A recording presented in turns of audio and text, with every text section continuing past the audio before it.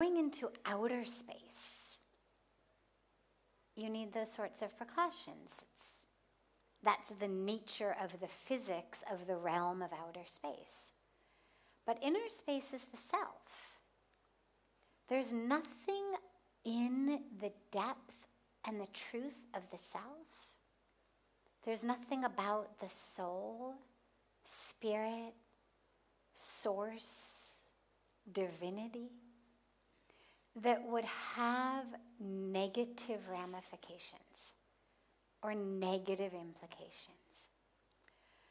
What happens, and the reason that different spiritual experiences seem to be different in different people, and some are these very exquisite openings, and we're able to let go of falsehood and really step into truth, where sometimes you see people who become really disoriented, really unable to function, and it's not very good PR for a spiritual practice. That has actually nothing to do with the energy itself or the truth itself, and everything to do with the container in which it's happening. So for example, if I have not done work on my container, you can give me all of this extraordinary energy, and my container is not going to know what to do with it. Now, if I am fully surrendered, and in an environment in which I'm being supported in my surrender, whether through a spiritual community, whether through a guru, whether through whatever it may be, then I can literally let myself shatter. That's the metaphoric shattering of the ego, in which I don't know what's going on, but that's okay, because I allow myself to just shatter. The dilemma arises when I have a container that I have not really worked on yet. And by container, I mean my emotional, psychic, mental, psychological self, the psyche, this self who interprets experience, the self who tells me who I am. If I haven't done work on that container, and I'm not in a place where I feel safe to just shatter, then what you end up happening is trying to somehow maintain an ego self of like who I think I am and how I'm used to moving through the world, and it no longer works. It's like, if you put on those virtual reality glasses, or when I was a kid, we had these kind of cheap 3D glasses that you could put on. And if you looked at a 3D book, it looked really neat. But if you tried to look at the normal world through it, it was really disorienting, and it kind of messed with your depth of field. It certainly messed with your color perception. And so you no longer were able to walk through the world as easily as you would be without them. If I've had this infusion of spiritual experience and spiritual energy and truth,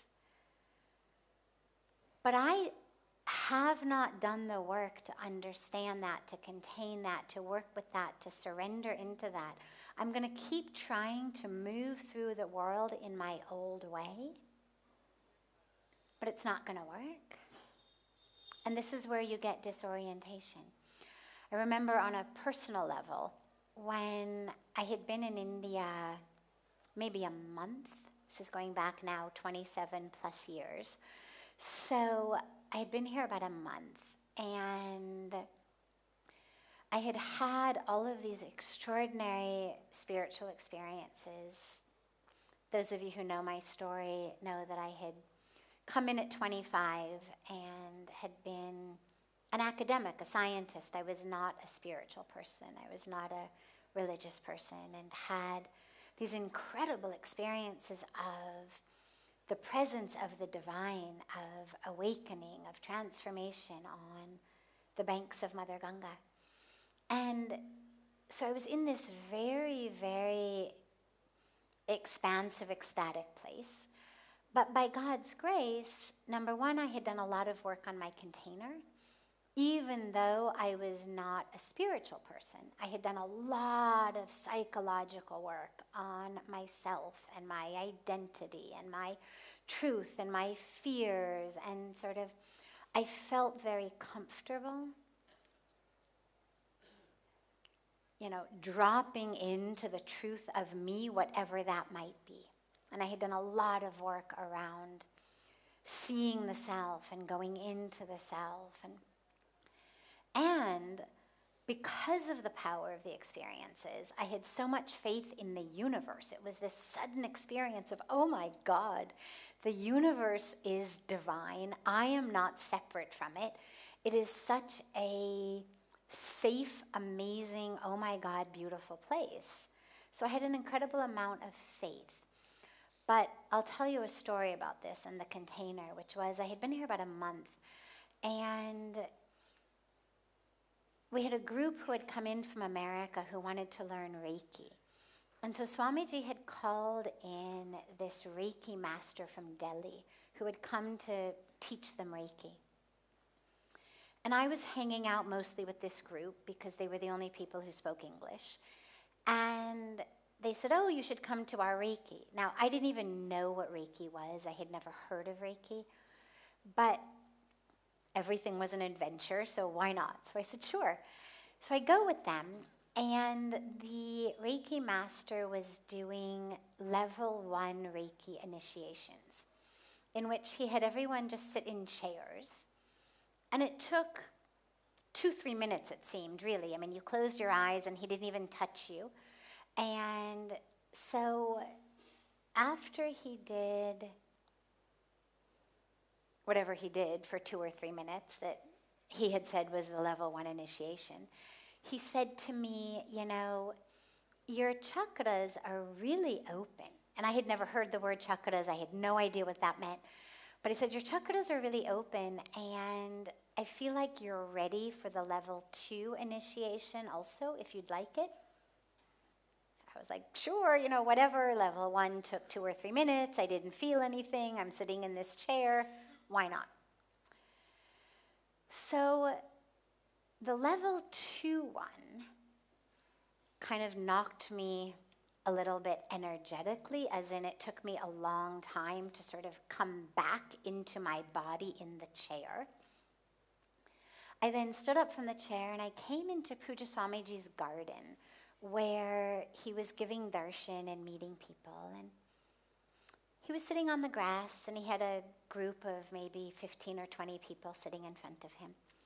And I went and I joined that group of 15, 20 people, sitting in the back of them, just sitting, having his darshan, just being there in the garden. And when they were ready to leave, and at one point, while he's talking to them, at just one point for a split second, he looks at me, his eyes catch mine just for this long. And then he moves his eyes back and he's talking to the group. But in that split second, he saw something. Because when the group stands to leave, I also stand, we bow, they walk out the door, and I'm just about to follow them out the door. And he gives me a signal and he says, stay back.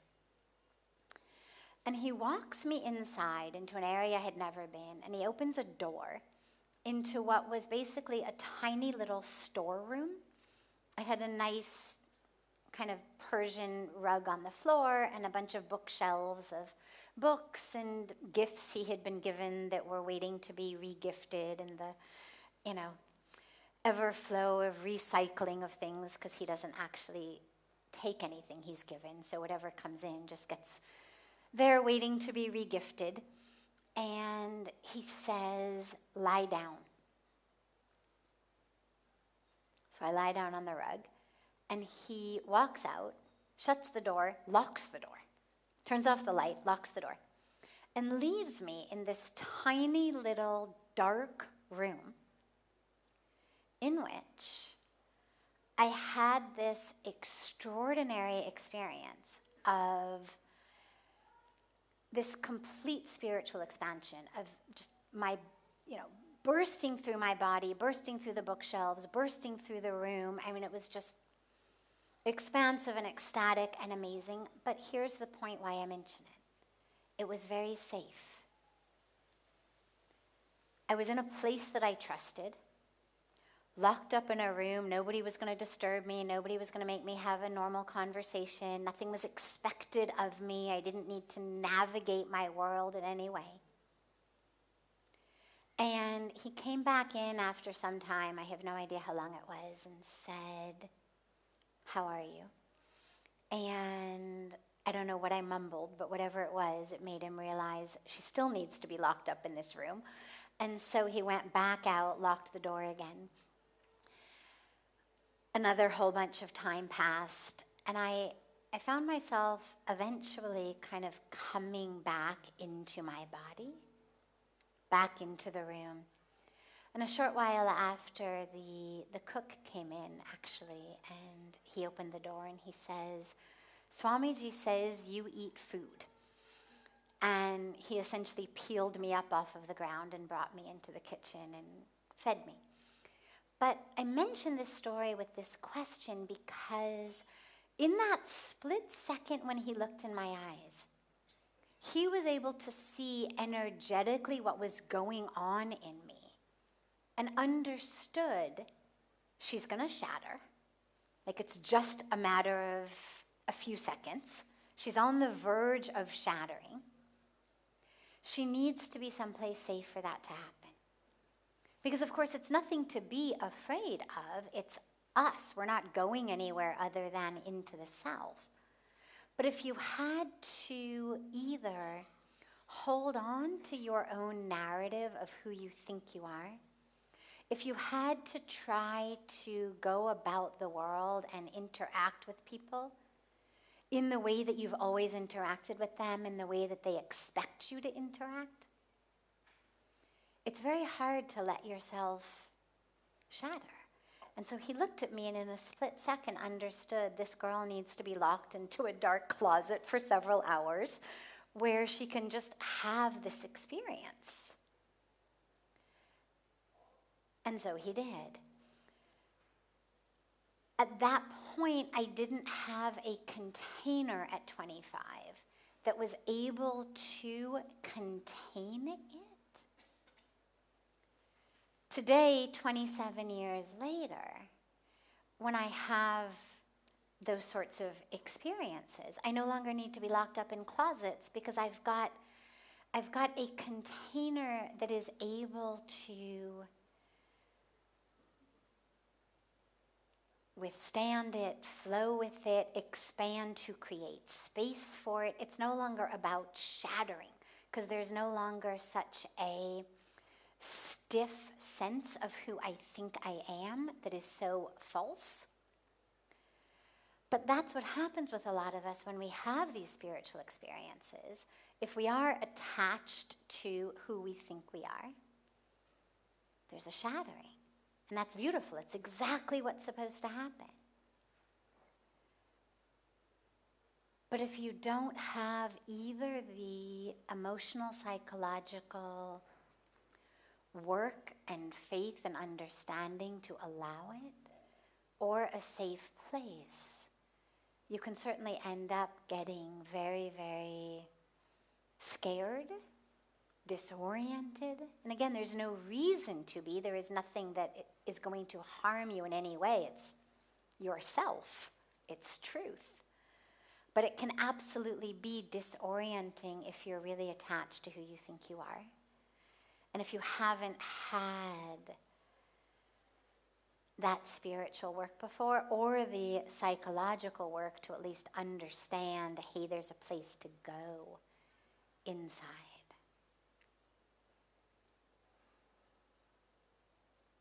So yeah, great question. Other questions?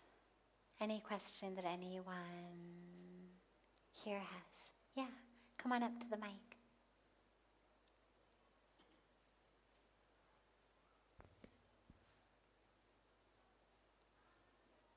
you.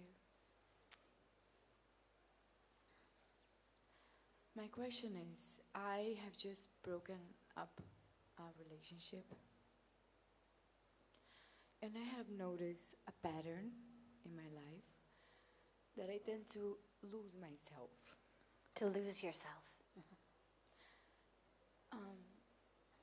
And then I'm wondering, now I decided that this pattern I am going to break free from, and I am going to go within and do what it takes.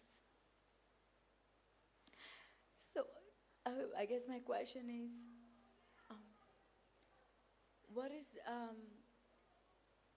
the process, or what do you suggest, or what is the truth that is missing, or what I need to dive into? Yeah. Beautiful. So,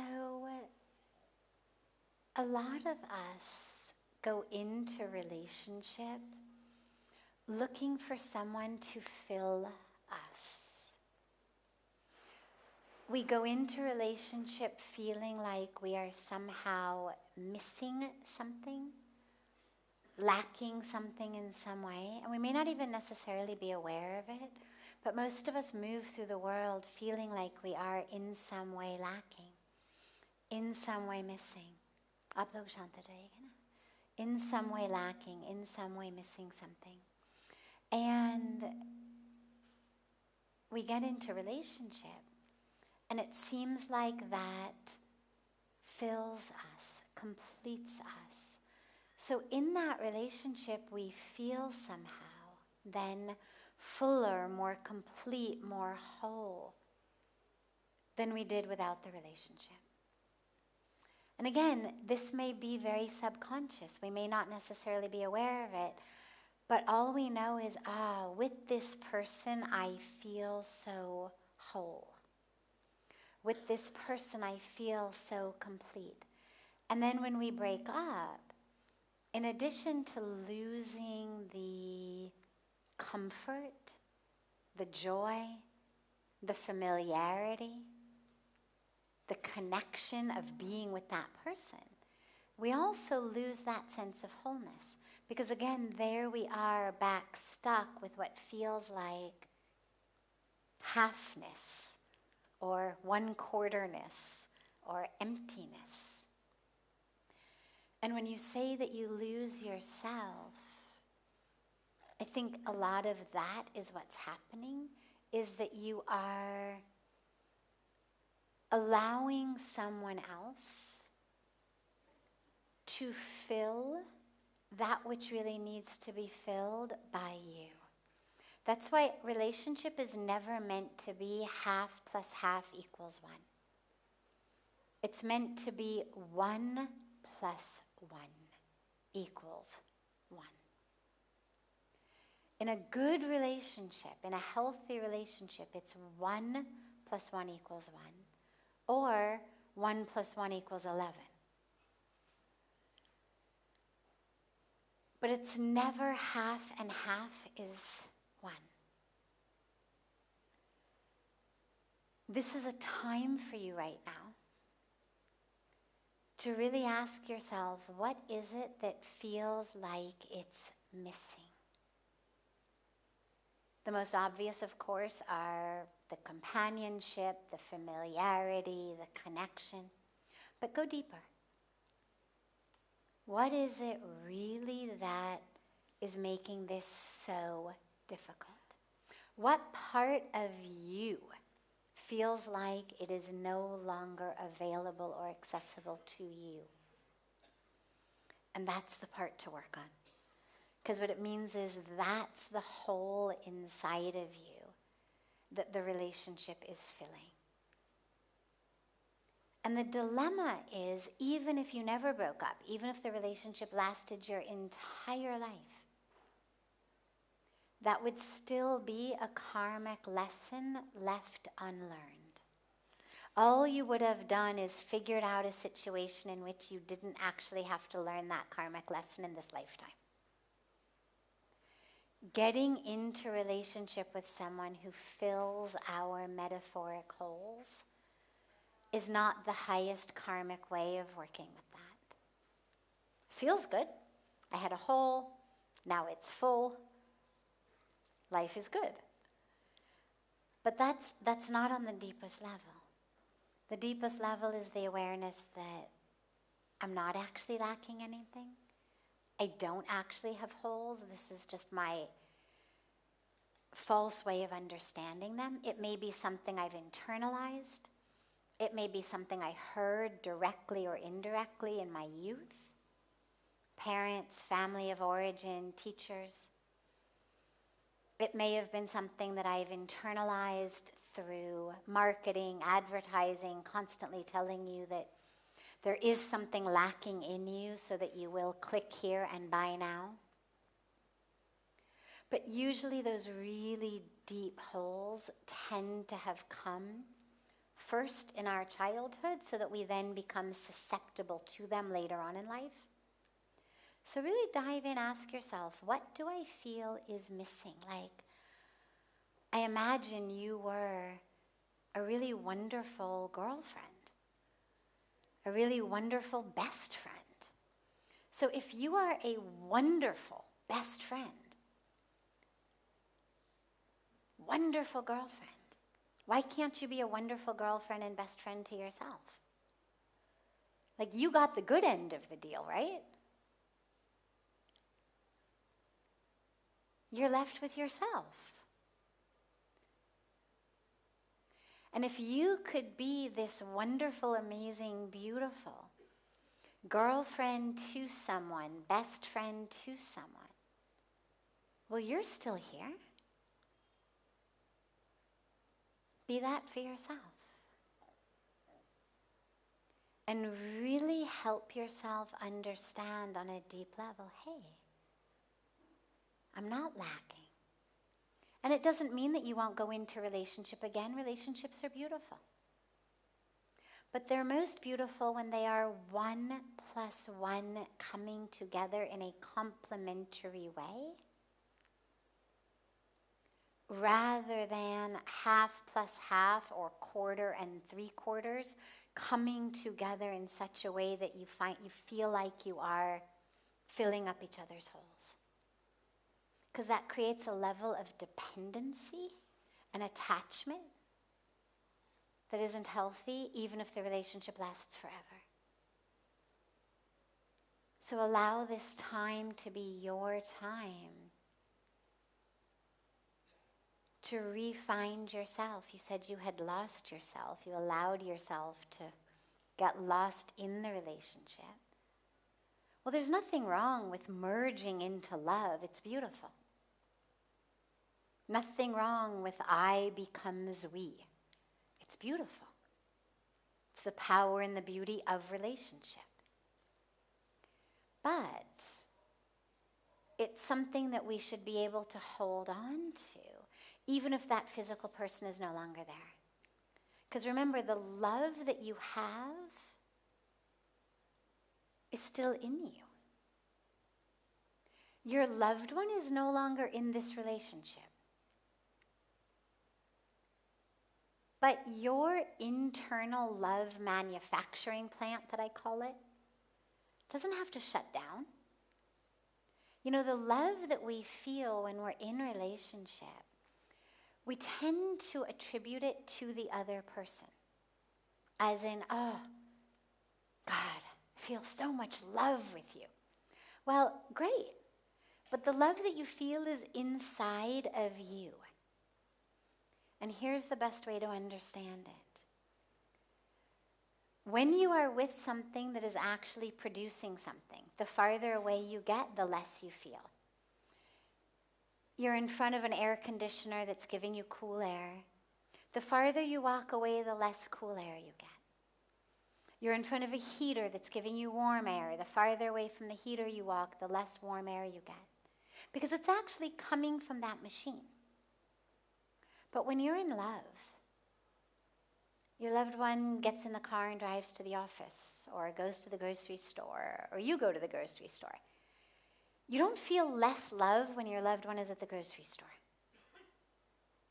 Meaning, it's not actually coming from them. It's not actually emanating from them the way that cool air comes from an AC or hot air comes from a heater. You are able to access that love even if your loved one is at work, at the grocery store, on a business trip to another state or country. Right? There's no graph of the mile away they walk and the amount of love you feel. Meaning, the love is in you. You're the one who's manufacturing that love inside. The love manufacturing plant is in you. He or she decided for whatever reason in their own karmic journey that they needed to walk away from this relationship. Okay. Not fun, not nice. I wish I had a magic wand to wave over you and make that pain go away. And your love manufacturing plant is still intact. And it's still inside you. Which means that just because they made that decision, it doesn't deprive you of the ability to feel love. So go within and find that factory that's still pumping out love. And instead of having that love be directed toward the person who hurt you right now, let the love be directed to every flower, to every tree, to every animal, to every star, to every sunrise, every sunset. And then direct it within you. And just allow that love to flood your being. And realize that everything that you had, you still have. Other than just the actual companionship with that person. But you haven't lost you. There's nothing of you that isn't there. And this is your opportunity to rediscover the wholeness and fullness of yourself. So that when you enter into relationship again, you do so as a holy, as in H-O-L-Y, rather than, H-O-L-Y, rather than a holy as in filled with holes being. You are holy, H-O-L-Y, you are whole, W-H-O-L-E, not full of holes. Okay? Beautiful.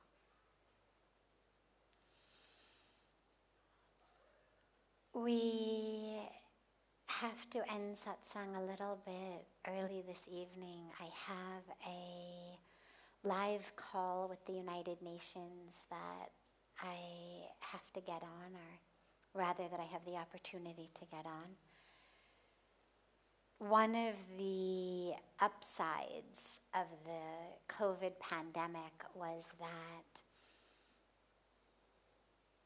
most people, and especially very big institutions, learned how to do things in a hybrid fashion. So even though they are all gathering right now in the Hall of the United Nations, I actually get to be here in Rishikesh and not fly to New York for a 2-hour event. But I do have to go and join them online. But it's been so beautiful to be with you all, and I look so forward to being back again together with you all tomorrow. And so much love to you all.